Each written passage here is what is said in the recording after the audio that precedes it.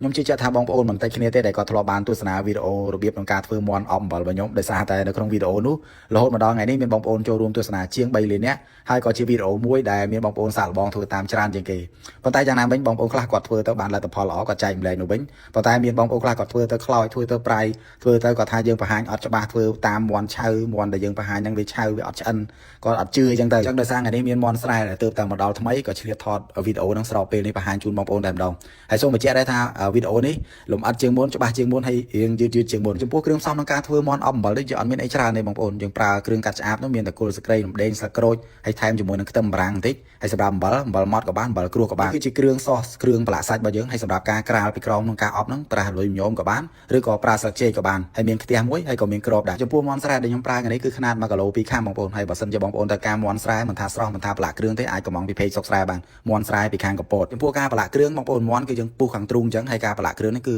បងប្អូនមានគ្រឿងប្រឡាក់នៅផ្ទះខ្លួនឯងក៏បានល្មមតាមគ្រឿងដែលបងប្អូនចង់បានឬក៏បងប្អូនមានសោះចេះប្រឡាក់ក៏បានប្រឡាក់ទុក10នាទីហើយចាំយកមកអប់ប្រាប់ការរៀបចំការអប់បងប្អូនសូមបញ្ជាក់ដែរថាខាងផ្ទះនេះគឺយើងអត់មានបន្ថែមខ្លាញ់ឬក៏បន្ថែមទឹកអីខាងក្រោមទេក្រាលតែกระดาษលុយញោមឲ្យចិត្តទៅកុំឲ្យធ្លាយទេបងប្អូនបើទុកចិត្តក្រាល2ជាន់បើសិនជាមានលឹកចេកក្រាល2ជាន់ក៏បានដែរអំបិលបងប្អូនអាចប្រើកន្លះគីឡូជាមួយនឹងអំបិលគ្រួសក៏បានអំបិលម៉ត់ក៏បានបន្ទាប់មកគឺយើងក្រាលជាមួយនឹង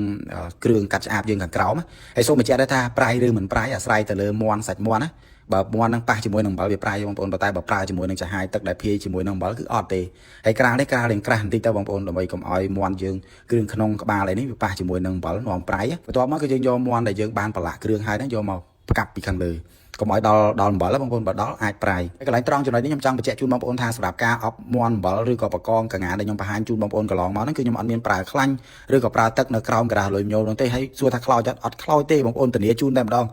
ការខ្លោចឬក៏ការឆេះឆ្នាំងហ្នឹងគឺអាស្រ័យលើបងប្អូនប្រើกระดาษលុយញោមហ្នឹងធ្លាយឬក៏អត់ទេបើសិនជាកងាអាចខ្លាញ់ច្រើនវាស្រក់ខ្លាំងទៅវាអាចឆេះខ្លាំងនៅខាងក្រោមធ្លាយទៅខាងក្រោមអាស្រ័យលើការទ្របទេបងប្អូនទ្របអត់ចិត្តអាហ្នឹងរៀងធ្លាយហើយសម្រាប់ការប្រើភ្លើងអប់នេះបងប្អូនកុំបារម្ភខ្លាចឆេះប្រើខ្លាំងឆាប់ឆ្អិនប្រើតិចរៀងក្រឆ្អិនតិចបើប្រើភ្លើងខ្លាំងត្រឹម20នាទីបងប្អូនអត់មើលទៅហើយវគ្គដែលខ្ញុំប្រើបង្ហាញជូនបងប្អូននេះខ្ញុំប្រើតែ20នាទីឯងហើយឆ្អិនល្អខ្លាំងមែនតើបងប្អូនអាចពិនិត្យមើលនៅtrongវីដេអូបានហើយសម្រាប់ទឹកជ្រលក់ថ្ងៃនេះគឺខ្ញុំប្រើទឹកត្រីកោះកងខុសពីមុនខ្ញុំប្រើជាមួយនឹងទឹកម្រេចហើយសម្រាប់ទឹកជ្រលក់នេះបងប្អូនដែលគាត់ពិបាកធ្វើបងប្អូនអាចទិញមួយឈុតនេះក៏បាន5ដប55000រសជាតិបងប្អូនងាយស្រួលខ្លាំងមែនតើសម្រាប់ជ្រលក់សាច់អាំងឬក៏ជ្រលក់មាន់ណាអញ្ចឹងក្រោយអំពីការចម្អិនរបស់យើងត្រឹម20នាទីបងប្អូនអាចពិនិត្យមើលមាន់របស់យើងបានបងប្អូននេះនិយាយទៅគឺឆ្អិនល្អខ្លាំងមែនតើការចម្អិនបែបនេះបងប្អូនល្អសម្រាប់សុខភាពព្រោះសារយើងអត់មានប្រើខ្លាញ់ហើយបើសួរថាខ្លោចអត់ខ្លោចទេហើយបើមាន់វិញឆ្អិនឡើងល្អខ្លាំងមែនតើ